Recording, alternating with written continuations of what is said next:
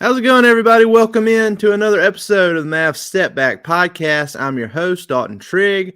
You can find me, as always, on Twitter at Dalton_Trigg. You can find the pod account at Step Back Mavs. Happy Friday. We made it through another week. It was a long one, at least for me it was. I don't know what happened this week. It just felt like it just drug on to the end, but we made it. It's Friday, about to have a weekend. We make it through another week next week, and we're going to have a longer weekend. At least I know most people probably will. Memorial Day weekend. So that'll be fun. I'm going to try to get away a little bit for that. But there's really, obviously Mavs content, at least from my end, it's endless. It goes year round. There's always something to talk about. But since the Mavs didn't make the playoffs this year, it seems to be a little slower at this point in time than it usually is. They made the Western Conference Finals last year, so we still had actual basketball to talk about for a long time. They didn't make the postseason at all this year, so they've been out of it for a while now. And, at a certain point, people just start to forget about the Mavs. But they did have the draft lottery on Tuesday. They retained that number 10 pick. There are a handful of options for the Mavs with that 10th pick. It's a deep draft. They can add a high-quality lottery pick talent with that number 10 pick in one of the deeper drafts that I personally have seen in a while. I don't scout guys, college guys, 24/7 throughout the year. But when it comes time to do so, I do sit down and go through guys' tapes and look at their stats and all that good stuff when it applies to the Mavs. So based on what I've looked at so far and based on what I've read from others and, seeing what people have said about it, I agree that this is, one of the more deep lotteries. And really the first round from start to finish is going to be deep in this one. So, that's one reason why if the Mavs want to, for example, in the last pod, we talked about that mock draft from The Athletic. They had the Mavs selecting Derek Lively from Duke at number 10. Well, if the Mavs really want to do that, then, they could potentially trade back into the first round because Lively is projected as being a late first round pick. You could trade back into the late first round, potentially add another asset or two, and still get your guy if Lively is that guy. So, that's the kind of stuff we're looking at now. Before we get into this next trade scenario that I've come up with, and I'm going to try to limit these to, just one per day, just because I don't want to just overload everything for the offseason because it could potentially be a long offseason based on, what happens in the draft or before the draft. But before I get into that, I just want to remind everybody that Manscaped has a new beard hedger. I have one that I use personally. I love it. It's much easier than just using a regular razor. It's got 20 different what's the word? It's got 20 different options that you can do for the guard on there, and you can go to manscaped.com and you can get 20% off and free shipping if you use the code MAVSTEPBACK. So that was not a pre-written ad. That's just, me throwing it out there. So very professional stuff here on Mavs Step Back with our manscaped.com ad. Be sure to go do that if you have a beard and you want to keep it groomed and looking nice. And mine is slightly scraggly this morning, but that's just because it's early in the morning.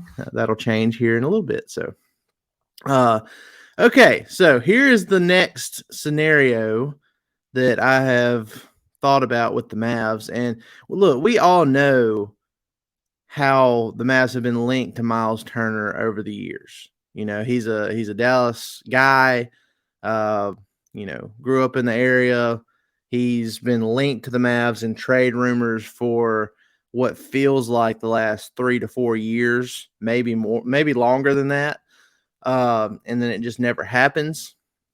But it seems like this could be the time where they actually move on from him, because although the Pacers have some good young pieces, and they've got Tyrese Halliburton, who is the future of the franchise there right now. Turner, I don't know how Turner fits in with them long term. Now, he signed an extension that got him more money this past season, a lot more money, like in the 30 plus million range. But it was constructed to where this next season and the season after that, he goes back to making 20 million a year. So it's a very tradable contract.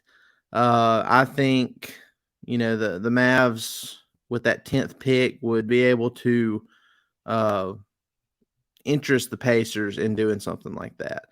Because I mean, look, he's been in trade rumors for so long, and he's not getting any younger. The Pacers aren't going to be a championship contender anytime soon unless something crazy just happens. And who knows? Maybe with all these DeAndre Ayton rumors and him wanting to go to the Pacers last summer, maybe that gets rekindled, and the Pacers and the Suns end up doing a Ayton for Turner swap without picks being involved. Or if they wanted to go younger and more with their Halliburton timeline, or if they have a prospect that they like better than what they've seen from Ayton recently, who is making $30 plus million a year now, maybe they would rather have that 10th pick. And some would argue that the Mavs should rather have that 10th pick and add the younger player on the cost efficient contract for the next 3 to 4 years. I tend to lean that way in this particular scenario, but we know how the Mavs operate. We know that, they're feeling the pressure to win now. Some of these guys in the draft, I believe, can be win now players while also having room to grow into something more. So, like Jarris Walker, who has developed into my guy this year. Every time the Mavs have a lottery pick, I always like have this one guy that I just kind of latch onto in hopes that he falls to the Mavs in the lottery. In 2017, it was De'Aaron Fox. That was my guy, just hoping that he'd fall to number 9. Obviously, that didn't happen. And, I was happy with Dennis Smith Jr. at the time too, but, it was always Fox first, and that just didn't happen. In 2018, Luka was my guy. I didn't know if they'd legitimately have a chance to get him after they fell from the 3rd best odds to the 5th pick. Traded up, got him. That was great. Now, as a disclaimer, I also liked Marvin Bagley a lot in that draft.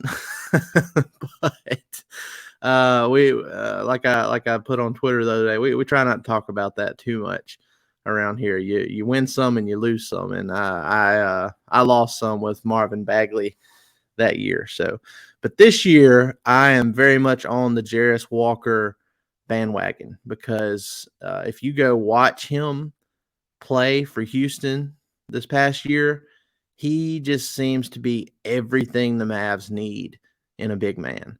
And now look, he's only 6'7", 6'8", but he's got a 7'2" wingspan. His instincts on the defensive end are amazing. His timing on blocks, his rotations, his feet are quick. He doesn't just get completely blown by on the perimeter. He can keep up with guys, and even if he does get beat, he has a long enough wingspan to where he can block the shot from behind. So I love it. I love everything he brings to the game. He's shown some passing ability. He has a He has a nice jumper. I mean, his three-point efficiency isn't spectacular, but it's, league average, I believe. So I mean, he just kind of, I've said it a couple times before, he seems like the next version of Draymond Green to enter the league. And that's exactly the type of player the Mavs need, in my opinion. A guy who can potentially guard 1 through 5, switchable defender, a glue guy, a guy to take the role that Finney Smith had, but potentially be better than Finney Smith, more versatile on the offensive end. So that's who I'm looking at. And there's other guys I like too, like Taylor Hendricks, and uh, there's a handful of guys in that top round, the Thompson brothers. But, I just don't know if those guys are going to fall to 10. Whereas I've seen Walker in certain cases in some of these mock drafts, and I did a live mock draft last weekend where he did fall to 10. So, I mean, I feel like that's a more realistic option for the Mavs. And look, if none of those players become available for the Mavs at 10, then you have to consider trading the pick if you're not just, confident in who's available helping you get back to the playoffs this next season. Because if you're not confident in that player and you don't think that they can help immediately, that's going to be a hard sell to Luka Doncic and potentially Kyrie Irving, who the Mavs are hoping to re-sign to a long-term contract this summer. And that's another thing to keep an eye on too, because if the Kyrie stuff doesn't work out, if he's going to go to a contender, it's going to have to possibly be a sign and trade. This new CBA makes it hard for him to just go wherever. And some of these capped out teams that are contenders, I don't even know if a sign and trade is possible. There'd have to be some maneuvering going on there. So basically, if Kyrie Irving wants to go somewhere that's a better championship opportunity than what the Mavs are right now, chances are that the team acquiring him is going to have to cooperate with the Mavs to do a sign and trade. I don't think it's going to be a Jalen Brunson situation where, the Knicks found other avenues of dumping salary first just to get Brunson outright. So I'm not saying that teams can't create space for Irving. I'm just saying the teams that he would potentially want to join over the Mavs, I think that's going to be harder for that to happen. So I fully expect the Mavs to re-sign Irving, and we'll have to see what other roster moves they do, to bolster the roster after that. So I'm going to show this. Trade I got here. Could just talk about it, but still getting the hang of this screen share thing. But here we go.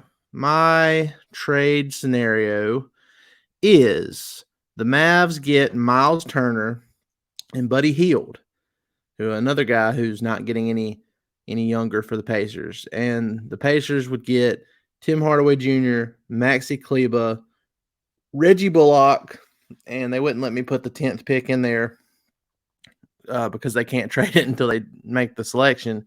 So, I put that 2027 pick in there just for the, just to show the illustration here. But I understand that this might be kind of pipe dreaming, because it's like, would the Pacers really trade Hield and Turner for 3 aging rotation players and 1 top 10 pick in this year's draft? Probably not. I mean, look, I'm irrationally optimistic sometimes, but I'm going to, probably not. But I mean, there's always a chance. Myles Turner, he's still got those 2 years left for $20 million each. He has had his injury issues in the past. He's inconsistent at times. He'll have this 1 or 2 month stretch during every season where he looks unstoppable, and then other times it's just like, what you're kind of wondering if he really has that dog in him, so to speak. And then Buddy Hield, Same thing with him. He's one of the better 3-point shooters in the league, but, he's not a great defender, and he is going to be an expiring contract worth $19 million. So Tim Hardaway Jr., he's got 2 years left, and it keeps descending every year. He's going to be making $17.8 million this next season. So it's like, you have Buddy Hield on an expiring. You could get a similar type of player in Tim Hardaway Jr. and still have another year after this next year with Tim Hardaway Jr. Being able to shoot threes at near the same clip while not having the defense. So I don't know. I mean, we know that Rick Carlisle, he likes THJ. He likes Maxi Kleba. That's something to consider. Even if you took out, just for example, you could take out Buddy Hield. You could take out Buddy Hield. You could take out Tim Hardaway Jr. And let's just say, Myles Turner for Maxi Kleba, Reggie Bullock, and number 10. That would work too. The Pacers would get a similar type of big in Maxi Kleba, a guy who can protect the rim, can hit threes. He's not the level of player that Turner is when healthy, but he is a similar type that you can plug in there, and he's on contract for another 3 seasons. And then you get Reggie Bullock, who is on a 1-year deal, and that's not fully guaranteed for this next season. So the Pacers could potentially keep him on an expiring, or they could, get off of that contract before the season starts and save some money there. And then obviously you'd have the first round pick too. So that is my trade scenario for today, for this Friday. The Mavs have been linked to Myles Turner so often that I just feel like that's a natural one to bring up. He has given off the vibes over the last year or so that he would welcome playing for the Mavs and for Luka. He really likes Luka. So I think that's something we need to look at. The Mavs need a rim protector. They need more of a presence down low than what they've had over the last 2 years. And I know Turner isn't a perfect player, and I know he's had an injury history in the past, but he's better than what the Mavs have had. The Mavs need a guy like Turner who is near top of the league in blocks, who can, move his feet and defend. He's not going to just get burned on the perimeter all the time. A guy that can move his feet and be a little bit versatile on the defensive end. And then on the offensive end, he can knock down a 3 or 2 if needed. He can expand his range out there and bring more versatility to the offense, opposed to if you had a center like DeAndre Ayton or Rudy Gobert, who, the type of player Rudy Gobert is, for example, I think would work well with Luka, but it does limit you on the offensive end because of his lack of ability on that end. So I don't know. We'll see how it goes. And look, we may find out something sooner than what people think, because if you remember last year, that Christian Wood trade happened like 8 full days before the NBA draft, which I didn't really know that could happen while the previous season's NBA finals were still going on. So the Mavs trade for Christian Wood while the finals were still happening. So maybe something happens this year too. I doubt it, because again, the Mavs can't trade that number 10 pick until they actually make a selection. The NBA draft is on June 22nd this year. So we're probably going to have to wait till the 22nd of June at least, before we see some Mavs activity there. But guys, I appreciate you coming in and listening to me ramble for about 20 minutes today. I'm going to try to not do that as long for these solo pods, but sometimes things just happen. But I do appreciate y'all coming in and listening, and I would very much appreciate it if you would leave me a like on YouTube, if you would subscribe on YouTube and tell your friends, and go like, rate, and subscribe on all your other favorite podcast platforms, Apple Podcasts, Spotify. If you go there and subscribe, leave us a review, put your if you're doing it on Apple Podcasts, and then on Spotify, I believe it shows your account name anyway. But if you leave us a review on Spotify or Apple Podcasts, it automatically enters you for a chance to win future giveaways. If we give away T-shirts, if we give away tickets during the season, whatever the case may be, if you go do that, it'll automatically enter you for a chance to win that. So go throw your name in the hat there. And again, I'm trying to do more YouTube stuff here lately. So go give me a like on the video. If you did like the content, go subscribe on YouTube. You can leave comments if you want to.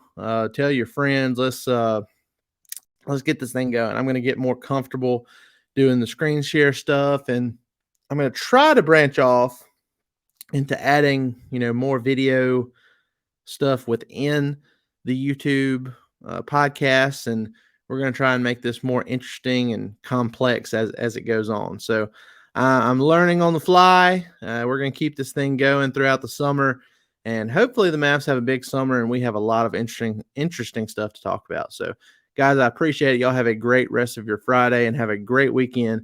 We'll see you next time.